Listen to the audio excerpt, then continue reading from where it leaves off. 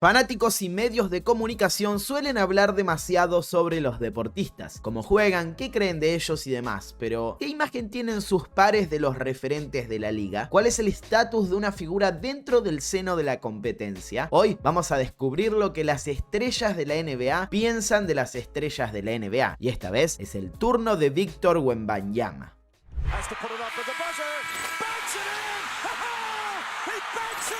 Esa intro es la de todos los videos de esta sección y puede que en este caso sea un tanto exagerada, porque Victor Wembanyama no puede ser considerado una estrella de la NBA aún, ya que no ha disputado ni un solo partido en la liga. Sin embargo, el hype generado por su arribo ha hecho que la mayoría de las figuras de la competencia hablen de él, haciendo casi imposible que no tengamos en cuenta todos esos testimonios. Usen este contenido como quieran, para entender la clase de jugador que es y puede ser Wemby, para analizar lo que provoca el ruido mediático o para escuchar lo que se pensaba antes de que juegue en la NBA y contrastarlo con lo que luego ocurra. Pero lo cierto es que esto es lo que han dicho las grandes superestrellas de la actualidad sobre el joven francés de 19 años. That type of talent and skill, and it just puts a smile on your face if you play basketball, you know, because the evolution of the game is taking us this far. You know what I'm saying? When we got 7'5" dudes who's able to do everything on the court, you know. So he's inspiring to a lot of people out here. I heard a comment, he said, like, somebody compared him to a few players in the league, and he was like, I think I'll do myself a disservice if I compare myself to one or two players. He wanted to take from everybody. And I thought that was such a profound statement and made me a big fan of his. So the league's really in trouble when he comes in. And I want to see how it plays out. And everybody's been excited for his arrival to the league. So we'll see what happens. What do I think of him? I think probably the same as everybody else think. You know, everybody, you know, we're labeling like this unicorn thing. Everybody's been a unicorn over the last few years, but he's more like an alien. No one has ever seen anyone as tall as he is, but as fluid and as graceful he is out on the floor. I mean, that's 7'4" or 7'5" or 7'3", whatever the case may be. His ability to put the ball on the floor, shoot step-back jumpers out of the post, step-back threes, catch and shoot threes, block shots. He's, for sure, a generational talent, and hopefully he continues to stay healthy. That's what's most important.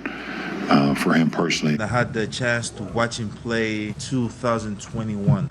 He's incredible, man. Like, I believe in 2045, everybody is going to look like Victor. But the way he skills, the way he can shoot the ball, the way he can move, he's extremely fast for his size, can block shot, can be a threat in the offensive end. He's unbelievable, you know, and I believe it's no matter time for him to, you know, be in the league. And for him, the key is to just keep getting better, keep staying humble and stay healthy. You know, a body like that, with a skill set like that, as long as he stay healthy, he's going to keep improving, keep enjoying the game as much as he can. And I think he's going to be, you know, he has the chance to be one of the best, not in his age or not in Europe, one of the best to ever play this game. Like, we have never seen something like that before, you know, and I think it's a good challenge for everybody around the league to have somebody that's 7'2", be able to shoot over you, to dribble like he's a guard, to block shot, to run down the floor fast. We got to get ready for this kid, you know. He's gonna be really good. I mean, he's out here putting up numbers from three like you. Yeah, he's like the 2K creative player. Every point guard that wants to be 7 foot. Cheat code type vibes, but he's a solid talent. It's great to watch. They had a pretty entertaining game with the Ignite team, so it's dope. Ojo, los referentes actuales no son los únicos que se han pronunciado al respecto. Wembanyama también ha captado la atención de leyendas del pasado. En esta oportunidad les traigo la palabra de dos ganadores natos, Isaiah Thomas y Shaquille O'Neal. You know, watching him play, it's like offensively, I'm watching a 7'3" George Gervin. You know, I mean, he's smooth like ice. You know, he's got the shot. He's even got some of, you know, George Gervin's mannerisms. I don't know if he's ever watched George Gervin play on film or anything, but when I watch him play, to square up, to shoot, you know, it's kind of Gervinous. But he's gonna change the way the game is played. There'll be a lot of pressure on him, but he seems like cool with it. And I love his moxie, I love his attitude, and, you know, right now he's just he's dominant. He's dominating, you know, and you know, there are players who play, but the people who dominate, like I didn't want to just play, I wanted to dominate. And he seems to come to the game thinking like, I'm gonna dominate the opponent, which is pretty cool. As I'm not playing physical anymore, they're switching 1 through 5. He's a pick and pop guy, he can shoot pretty good, and he's tall, he's like a 7'4" Kevin Durant. So I think he can acclimate very, very quickly. And he's with the master. Like having a kid like that go to the system, yeah. That's what I call the Spurs, the system. Having a kid like that go to the system, I think people better watch out. Aunque claro, en este tipo de situaciones no todos los análisis son positivos. Hay quienes todavía no compran la idea de que Wemby dominará y son un poco más escépticos. Uno de ellos es Charles Barkley, quien se pronunció de esta manera en un debate con su compañero de programa Kenny Smith. The way he scores even in the European game is very similar to the way he'd be scoring in the NBA. So I don't think it'll be an adjustment. There's been eras where guys have had to change their game and add something to it. This kid shoots the three, handles the ball, gets into areas of the floor.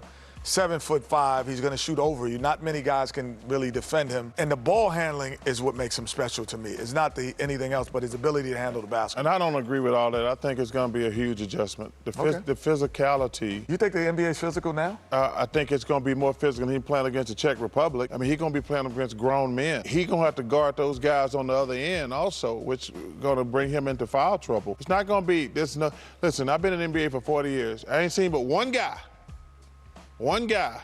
who didn't go to college, who came in, who was ready, and that's LeBron.